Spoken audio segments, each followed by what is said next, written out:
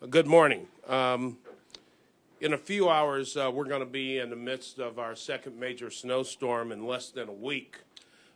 This one has the potential to be quite serious, and certainly we know that it's going to dump someplace in the neighborhood of 10 or more inches on Kansas City. So this morning at 9 o'clock a.m., we declared a state of emergency for Kansas City, Missouri. We began towing vehicles that posed a public safety hazard. We tried our very best to give as much notice of that potentiality yesterday as possible, but unfortunately the time is up. The storm is getting nearer, and we have to do what is necessary to make sure that our emergency vehicles and our first responders have access to homes and apartments so that they can get in to do their jobs when needed. The declaration is going to continue until 11:59 Wednesday night, which is 1 minute before midnight, which would then turn into Thursday. And as it did last week, this declaration allows the city to keep crews on, add additional personnel to battle the storm, waive administrative and budget routine requirements, and collective bargaining agreements so that we are able to meet public safety and transportation needs without undue delay, and so that we can respond to the needs of the city and to the citizens in it. Essentially, we're calling in everyone that we can who can help. Frankly, they've already been called on. They haven't really left since last week. And I hope that the residents of the city were able to see a difference. Obviously, we weren't able to be everywhere at once, but we were as many places as we could possibly be under the circumstances. And our crews have really been working their tails off to make this as safe of a situation as possible and get to as many city residents as possible. They've worked extremely long shifts day after day, and they're continuing. I'm really proud of them for the work that they've done, and the fact that they've been out working in the cold weather for extended periods of time for days now. The cleanup that we're engaged in now has become even more urgent because of the impending storm, and we need the help of our citizens in order to make this run as smoothly as possible.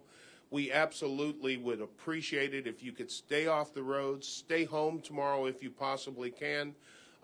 Keep your vehicles on the right side of the street. If you park on a street that runs north and south, then please park on the west side of the street. If there is a no parking sign, forget it, ignore it, it doesn't matter during this time of emergency.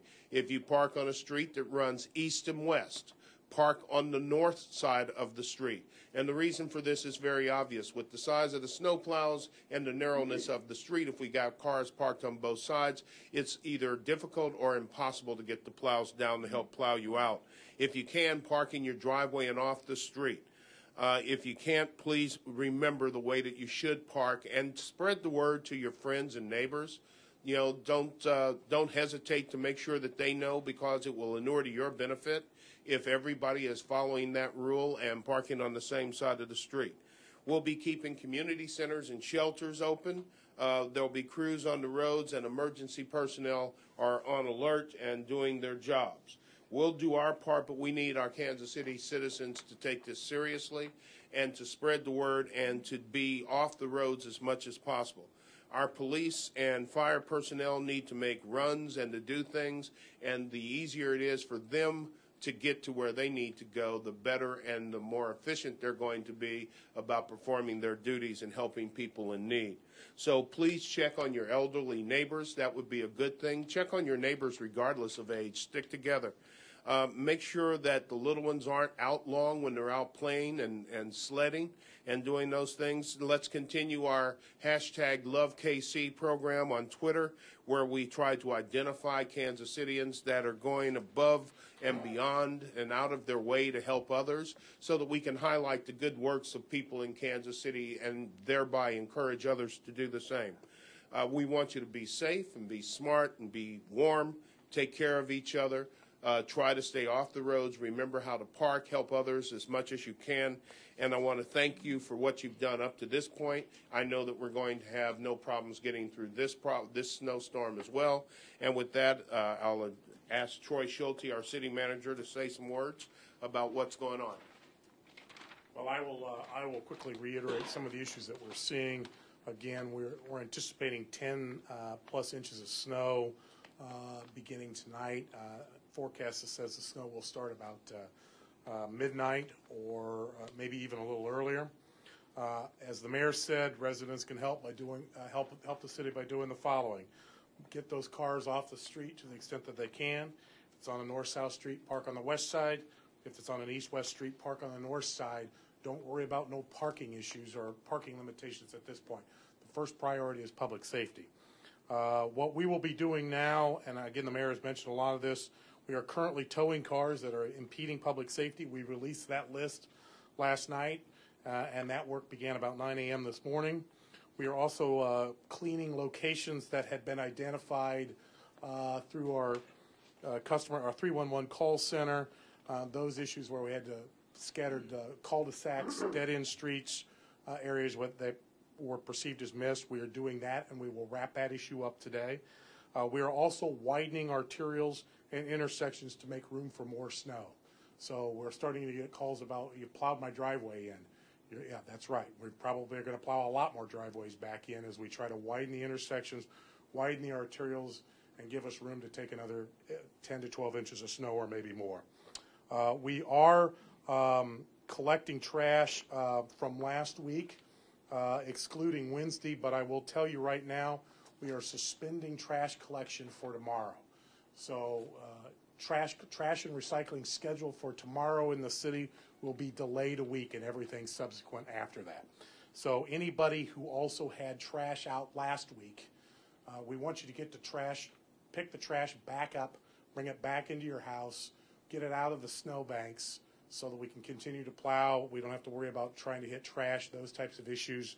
Get it back into your house. If you want to put it back out, if you missed it last week, if your trash was missed, we'll waive the 2-bag limit and go to 4-bag limits for anybody who missed their trash collection last week. That primarily occurred where we've had missed trash collections is by our contractor in the southern part of the city. But if you're in the central part of the city, picked up by city crews, we'll probably try to have all of your trash picked up today. So again, residents can help us by making sure that trash is back out so it doesn't sit out there and get in the way of our plow trucks going forward. Also want to mention that bulky item collection, illegal dumping, dead animal removal will also be suspended for the balance of the week so that our trash forces can focus on snow removal. If you had scheduled calls for those, we'll reschedule those probably into next week at this time. Again, I want to reiterate all vehicles that are impeding public safety will be towed at owner's expense, and they again started at 9 a.m. and will continue through the balance of through the duration of the storm. If we can't get a fire truck down a street, we will tow the vehicles on that street if they are not abiding by the current parking provisions. As mentioned, all community centers will be opened as heating shelters. City Hall will be closed to visitors tomorrow, so that we haven't had a lot of walk-in traffic. We are asking all of our personnel to report to provide services, but we will not be having visitors open. That will again try to encourage people to stay off the road, stay home, and we'll pick you up again on Wednesday. We are activating our Emergency Operations Center later this afternoon, a level 1 activation, and we will go to a full-scale level 2 activation tomorrow morning with all city departments. So we'll be here for the balance of the duration of the storm. Lastly, I wanted to remind what has become an issue with our Public Works crews, and I'll have our Assistant Director of Public Works, Greg Boland, talk about it. If we can advise residents with the kids off from school, do not build snow forts in the streets. I think Greg will probably tell a scary story of how close we came earlier this morning or yesterday with an incident where we could have hit about 8 kids who were playing in a fort in the middle of a cul-de-sac. Again, get the kids back. There's plenty of snow in the yards. Build the forts in the yards. Don't build the forts in the streets because it's dangerous as we're trying to get equipment through. Now I'll let Greg Boland, who has been pretty much working nonstop since about Wednesday of last week. He's, again, our Assistant Director of Public Works, in charge of our street maintenance operations, I'll have him kind of give you an update on what they're dealing with and any more assistance the residents can provide. Thank you. Thank you, Troy and Mayor. Yeah, just want to remind people that our crews have been out working 12 hours a day since Wednesday, and so we would ask for you all to be patient. We know there's 6,400 lane miles that we need to get to and only so many trucks to get there. The other problem we face, too, is we have to figure out how to get all those people in tomorrow morning. If you need to go somewhere tomorrow and you know you're at the bottom of a cul-de-sac or you've got a steep hill or something, if you think you've got to get out or have to get out, try to park up at the top, because when you get stuck, it impedes us from being able to get there as well. So, we've got to try to do our job, but we're not going to risk our vehicles to take out other vehicles. As Troy mentioned, we did have an incident almost where one of our trucks was getting ready to clear a cul-de-sac. Someone ran out and said, wait, and they had 7 or 8 little kids come out of a snow fort that was built in the middle of a cul-de-sac. So, whether it's a snow fort, whether you've got snowball fights going on, when we're plowing, our visibility, gets limited because snow's coming back on the windshield. Also, if we get into a thunder snow condition, one of our biggest hazards is you got to get out and clear the snow and ice off your wipers about every 5 or 10 minutes. That was a big hindrance last storm, and it'll probably be a big hindrance this storm as well. So our drivers are worn out. They're working 12 hours a day, so the more we can do to keep the roads open to help us out, we really appreciate it. With the weather that's predicted, it's supposed to be rain coming in, we don't have any chance to do any pre-treating on this event. And if you've seen all the melting going on with the weather that's been about 40 degrees, all that water, it's a great sign, except it washes all that residual salt off the road, so that's gone. We can't go out and put salt brine down. We can't pre-treat with salt because once the rain hits it, turns it to salt brine, washes it down the gutter. So we're not going to get a good amount of pre-treatment done on this storm, which we were able to do last time. Also, again, we've been widening stuff yesterday and today.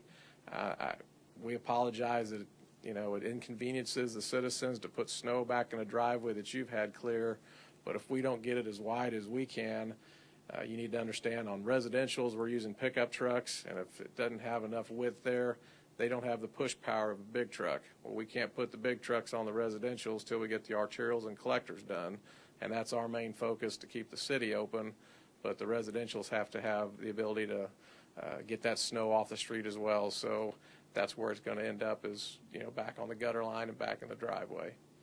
We apologize for causing your inconvenience, but that's just the reality of where the snow goes. It's got to be off the street.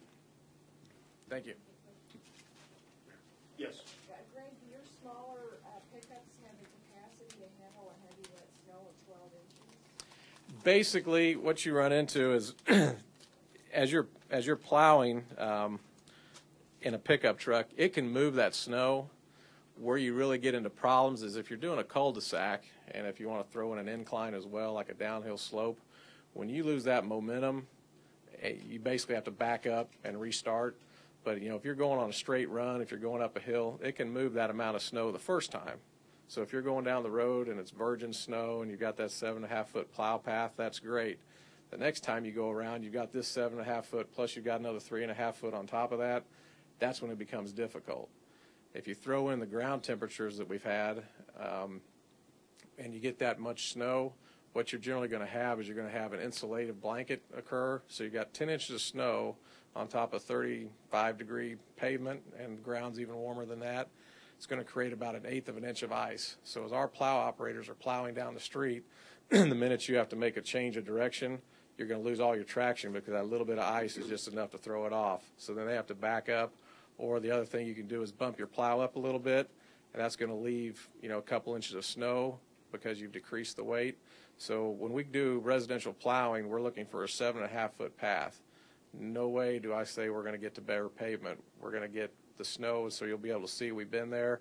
But if we get a 10-inch snow, you may see 6 inches removed, 8 inches removed, or something like that, but you're still going to have snowpack on there. How much of the residential areas have you already gotten from this last storm? Have you hit the whole city so far, or are there still pockets? I'm going to say we've hit the whole city. What you're going to find is you may find a missed cul-de-sac that may or may not have had cars down at the bottom. It may have been a miss just by an operator standpoint. And what you need to understand is we've got 65 roughly routes, and during this last event from Wednesday to Sunday, not every one of those operators is there. We may have had somebody with the flu, somebody who got sick, somebody's family member got sick. So we're plugging in new operators to keep 65 roads going, but the familiarity with that route may be somebody totally different.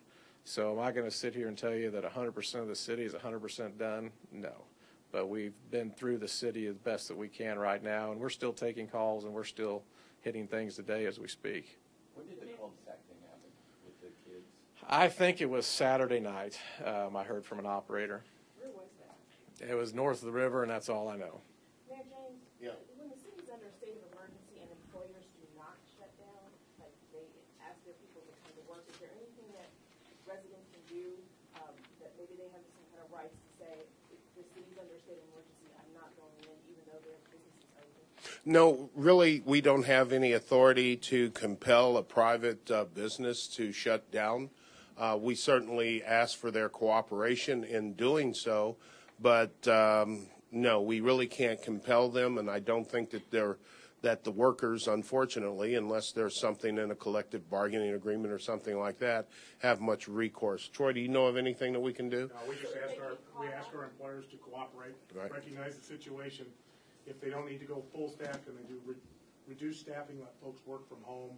All of those options, the same thing that cities are doing all over the region. If we can just reduce the number of people out on the streets, that reduces our need to have public safety mobility. We can focus on snow removal, those types of issues. So for everybody's safety, we just assume people stay home tomorrow. And let me back up, Greg, just a little bit on what he was saying about the plowing issues. You know, they've had 2 crews working 12-hour shifts, so basically 24 hours, and they've been doing that since last week. And we're now going to ask them to do that again for the next several days. These guys and ladies that are working are tired, and they're working hard. They're trying to do the best they can. So as people approach them, please remember that they're people too, and they're working hard, and they've been working out in the cold and for long hours. So don't get in their face when they drive down your street. Number 2, the other thing that we want to make sure that people understand about the plowing issue is that, you know, we have made a particular effort to be open and reaching out to people and trying to find out where things need to be done. We are making probably about as good of an effort as ever been made in this city to try to be responsive to the needs of citizens. But there are so many nooks, crannies, weird streets, one-block streets, private streets, cul-de-sac streets, streets that don't look like streets but look like alley streets, cars parked on both sides of the streets, cars parked in the middle of the streets, cars parked up hills, down hills, and all over. We're doing the best we can. We're going to try to get with you. Be patient. But the more you help us, the more we can help you. Yes, somebody else? Yeah. Yes, sir. Mayor, what's the controlling laws? Who governs tow trucks in Kansas City? Who governs tow trucks? Yeah. We do by ordinance, I believe. And has anybody tried to talk to these folks about the nature and the scope of their job during all this? You know, Michael, I wish I could tell you that has been something that I could say specifically, but I haven't talked to them personally, and I'm not sure who else does. They have a set of protocols and procedures that are governed by council ordinance and by the regulations that they're supposed to work under, and I would expect them to adhere to the laws and adhere to the regulations that have been set. If there's a particular problem that comes up, then we'll deal with it at that time. Do you know how many tows you've had to do today, and when are those cars being taken? I don't know the exact number that started at 9 a.m., but all of those cars that were identified on that list that we released last night will be taken to the city tow lot. We are in contact with the Jackson County Sports Authority to see if we overfill or fill up our tow lot down on Front Street, on East Front Street, we may start towing cars to Arrowhead Stadium. We haven't done that yet. We still have more room at the city tow lot on East Front Street. But right now, all of the cars that were on that list, if they were still there at 9 a.m., they're coming into East Front Street. What was the cost of the last snow removal, and what's the budget for snow removal, and what is this next storm going to do? Our estimates, and we're still collecting expenses, and will be for a while on the first event, was about $175,000 an inch, or about a $1.9 million event. That was an all-in cost. That's labor, materials, salt, equipment usage, all of those issues. So we think another similar type of an event of that magnitude, we'll be talking about the same type of dollar amount, maybe even a little bit more. So that's one of the issues that we're wrestling with. We've got the equipment is in good shape. We have plenty of salt because we didn't use salt for the last year, so we've got plenty of salt in the dome, so we've got an ability to respond. But right now we're worried about, can we keep the equipment running? Can we keep our personnel healthy enough and not exhausted enough so we can keep staffing the trucks? So those are our issues right now, but we're probably looking the same. We budgeted about $2.7 million. So if this thing holds, we may have to go back for a supplemental appropriation, but we still have a fully loaded contingent appropriation at this moment. What are the hours of the 311 center, and will you be able to staff it tomorrow? That's one of the things we're working on. They're working a 7 to 7 shift as their normal operations. Is that 7 days a week? That is 5 days a week. That's a 7 a.m. to 7 p.m., 5 days a week. We opened this Saturday from 8 to 1 to handle the calls. We're looking at it right now, what we'll need to do to get our operators in, or our call takers in tomorrow morning. They're very transit dependent, so that was an issue last week. We had to take, when we suspended bus service, we had to take, our fire department had to take our 311 call operators home. So that's one of the issues that we're working through. Right now, we're planning on having it open, but we may make that call later this afternoon if we can't get enough sufficient staffing. We are swamped this morning with calls. So again, encouraging people to be patient with us, because there's been a lot of pent-up demand. So there's People calling about snow or information requests about trash, those types of issues. So people just need to be patient. Use the web portal for the 311 to put their service requests in. We're looking at that. But again, a lot of calls this morning, so we're trying to get through them as quickly as we can. So you say no trash tomorrow, but then will trash resume on Wednesday, or is that iffy? Mike, what do you think? I think we're definitely suspending tomorrow for trash and recycling. We'll see how it goes, but we're planning on Wednesday doing trash and recycling, but on the Tuesday, picking up the Tuesday trash on Wednesday. Everything would be delayed a week, but again, if we are delayed a day. Thank you. Yeah. So People that normally Tuesday would now become Wednesday. right, exactly.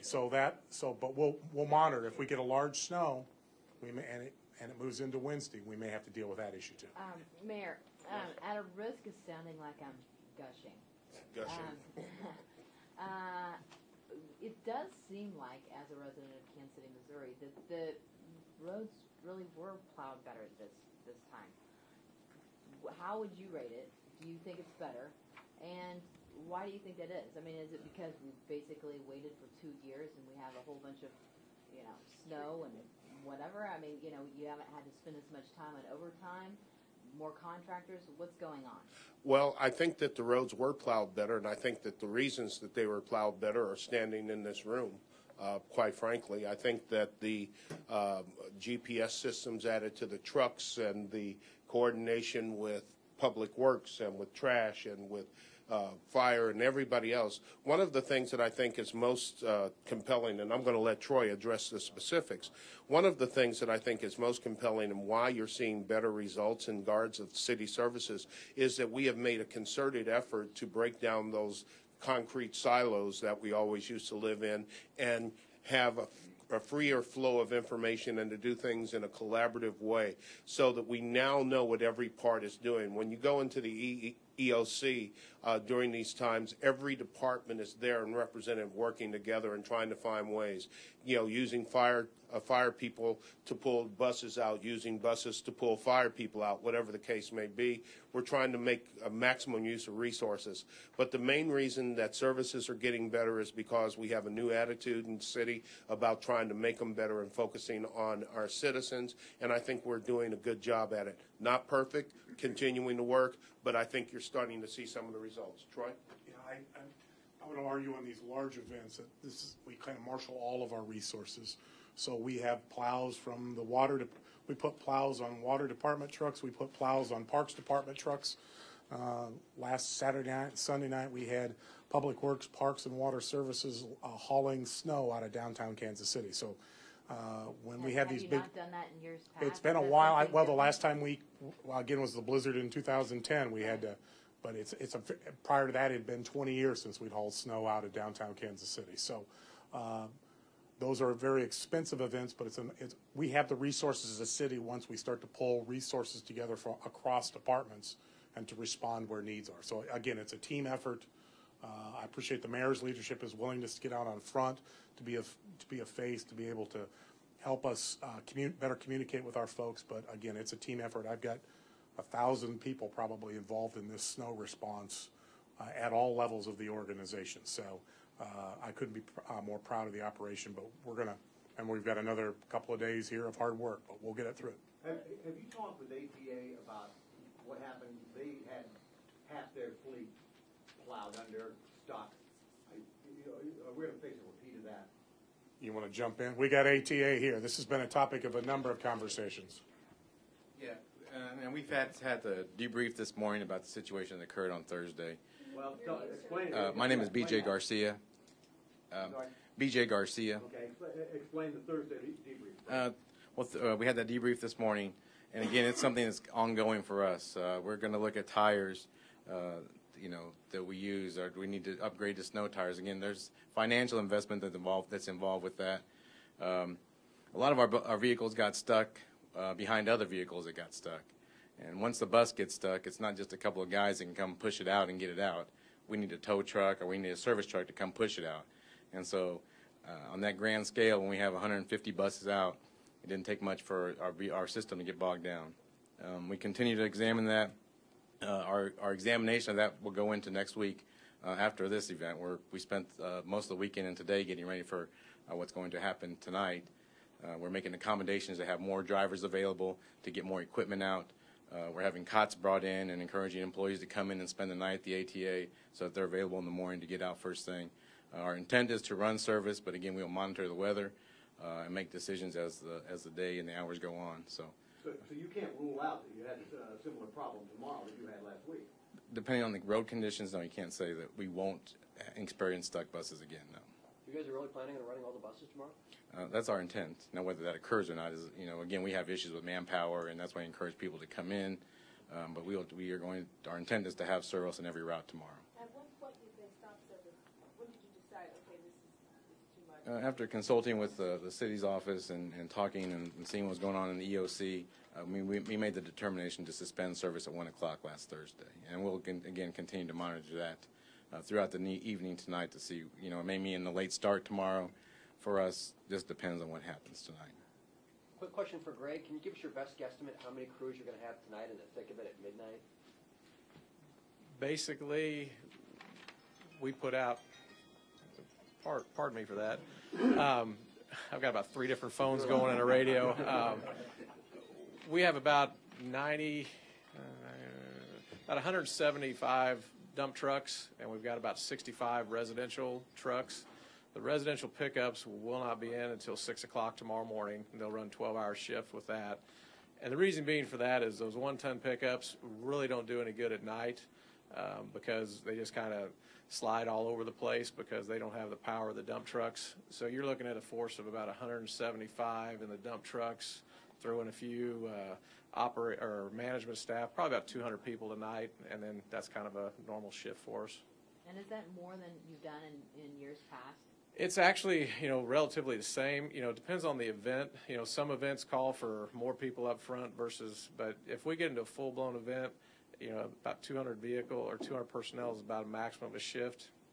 And then in the daytime, you throw another 65 or 70 on the residential side. So during the day, we do have more trucks out because we throw those residential pickups out. Right there. What are you doing with all the snow at this point? I mean, we've got snow mountains kind of everywhere, so where are you putting it? It's going to say we're having an ice cream social, but actually right now, other than the snow hauling we did out of the downtown, it just goes to the side of the road.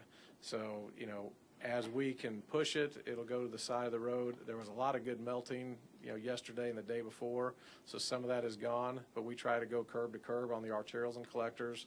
The residentials, again, we start out with one path and we widen it out. So you just have to kind of look at a street. If it's curb to curb, it's going to go as far as we can to the curb line, and then we'll just have to deal with what we get. But I would tell people if they're out driving, if you've got a normal route that you drive and it's normally 2-lane roadway northbound or 2 lanes eastbound or 2 lanes westbound, you may not have both lanes. It may only be 1 lane tomorrow, or it may be 1.5 lanes.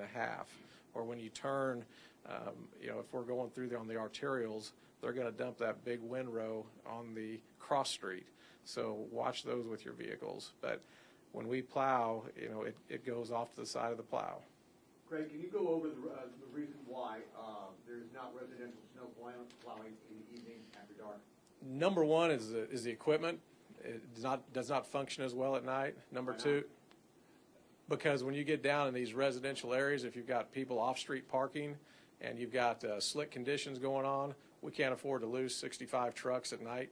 But that's been our experience in the evening hours, is these residential pickups do not work as well at night. Plus, it takes 65 additional operators to staff those 24 hours a day, and they don't have the training to do that. We just have 1 set of operators for that residential staff right now.